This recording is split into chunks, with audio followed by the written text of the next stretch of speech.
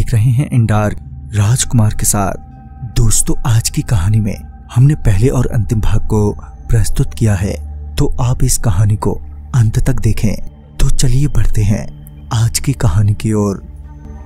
बेमौसम की बरसात ने घनश्याम जी को दोहरा झटका दे दिया था, क्योंकि जहां बारिश के चलते उनकी पूरी फसल खराब जो हो गई थी, तो वो अब अपना कर्ज चुकाने की स्थिति में भी नहीं थे। साथ ही बड़ा परिवार होने के कारण उनका भरण पोषण भी मुश्किलों में नजर आ रहा था। ऐसे में उन्हें कुछ सूझ नहीं रहा था कि अब वो क्या करें। बीतते दिनों के साथ समस्याएं बढ़ती ही जा रही थी। एक शाम घनश्याम जी को लेनदार की तरफ से बुलावा आया। घनश्याम जी समझ गए थे कि अब समस्याएं और भी बढ़ने वाली है।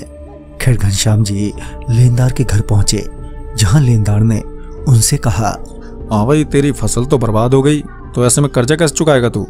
इस पर घनश्याम जी चुपचाप ही अपना सर झुकाए उसके सामने खड़े रहे। घनश्याम जी को चुपचाप खड़े देख लेनदार बोला, लगता है तेरा इरादा नहीं है कर्जा चुकाने का, हाँ? ये सुनते ही घनश्याम जी अपना हाथ जोड़ते हुए उस लेनदार से बोले, नहीं माए बाप, ऐसा नहीं है। इस पर लेनदार ने घनश्याम जी से कहा, तो फिर क्या है? 5 दिनों का टाइम दे रहा हूँ। 5 दिनों में अगर तूने मेरे पैसे वापस नहीं लौटाए ना, तो तू जानता है ना मैं क्या कर सकता हूँ। ये सब सुनने के बाद घनश्याम जी घर लौट आए। एक एक करके 5 दिन भी बीत गए, मगर अभी तक पैसों का कोई इंतजाम नहीं हो पाया था। और म्याद के आखिरी दिन यानी कि 5वें दिन उस लेनदार ने घनश्याम जी को बुलवाया। जब घनश्याम जी उस लेनदार के घर पहुंचे तो उन्होंने पाया कि वो काफी गुस्से में है, साथ ही उसने काफी दारू भी पी रखी है। घनश्याम जी को देखते ही उस लेनदार ने कहा, क्यों रे, तू सुबह से कहाँ गायब था? हाँ, कहाँ है मेरे पैसे? घनश्याम जी तो पहले से ही कुछ बोलने की हालत में नहीं थे, तो वो भला बोलते भी तो क्या। घनश्याम जी चुपचाप लेनदार के सामने अपना हाथ जोड़कर फिर से खड़े हो गए। उसे चुपचाप हाथ जोड़े देख लेनदार समझ गया कि पैसों का इंतजाम नहीं हो पाया है। तो लेनदार ने गुस्से में अपने चमचों से कहा, सुनो, इसे हमारी पुरानी जमीन में जाकर जिंदा ही दफना दो, और हाँ, गड्ढा भी इसी से खुदवाना। ये सुनते ही घनश्याम जी बहुत चीखे चिल्लाए और उन्होंने माफी भी मांगी, अपने बाल बच्चों की दुहाई भी दी। मगर उस लेनदार ने उन्हें माफ करने की बजाय उनसे कहा, अगर तूने अपने लिए गड्ढा नहीं खोदा ना, तो मैं तेरे पूरे परिवार को जिंदा जला दूंगा। तो जो मैं बोल रहा हूँ वो कर। घनश्याम जी अब मजबूर हो चुके थे और ऐसे में उन्होंने अपने बचाव में कुछ नहीं किया। लेनदार के चमचे उन्हें पकड़कर पुरानी जमीन पर ले गए। अब तक रात भी काफी हो चुकी थी और चमचों ने घनश्याम जी को फावड़ा देते हुए कहा, ले वे खोद। इधर घनश्याम जी की आंखों में आंसू थे। उनका चेहरा किसी छोटे बच्चे की तरह बिलख रहा था। और जैसे ही उन्होंने फावड़ा चलाया और फिर जो हुआ, घनश्याम जी बिना कुछ सोचे वो फावड़ा चलाने लगे। मगर वो रोने की आवाजें अब बढ़ती ही जा रही थी और उन आवाजों से लेनदार के वो चमचे भी अब थोड़ा घबराने लगे थे। मगर घनश्याम जी आंखों में आंसू लिए फावड़ा चला ही जा रहे थे कि तभी उन्हें एक आवाज आई, पापा। वो आवाज सुनते ही घनश्याम जी एकदम से रुक गए और जब सामने देखा तो उनकी छोटी बेटी सामने खड़ी थी और उसके बगल में उनका बेटा। वो दोनों ही रो रहे थे। अपने बच्चों को रोता देख घनश्याम जी फावड़ा छोड़कर उन दोनों के पास गए और गले लगाते हुए बोले, क्या हुआ, तुम दोनों रो क्यों रहे हो?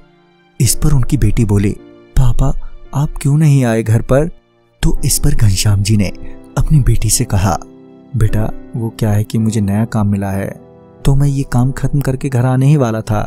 इस पर उनकी बेटी बोली, आप झूठ मत बोलो पापा, हमें सब पता है कि आप घर क्यों नहीं आए। ये बोलते हुए उनकी बेटी अभी भी रो ही जा रही थी। घनश्याम जी अपनी बेटी के आंसू पोंछते हुए बोले, नहीं, मैं झूठ क्यों बोलूंगा भला आपसे।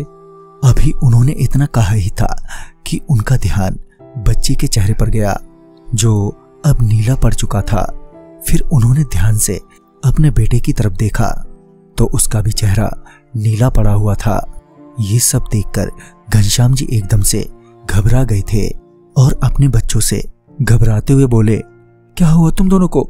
तुम दोनों का चेहरा नीला कैसे पड़ गया? इस पर वो दोनों बच्चे पहले तो कुछ देर तक चुपचाप ही रहे। फिर जब घनश्याम जी ने दोबारा पूछा तो उन्होंने बताया कि पापा, वो हमें पता चल गया है कि वो लेनदार आपको पैसे ना चुकाने के एवज में मारना चाहता है और आप हमारे चलते मरने को भी तैयार हो गए, मगर अब आपको मरने की कोई जरूरत नहीं है क्योंकि हमने सब ठीक कर दिया है। इस पर घनश्याम जी रोते हुए बोले, क्यों, तुमने ऐसा क्या किया?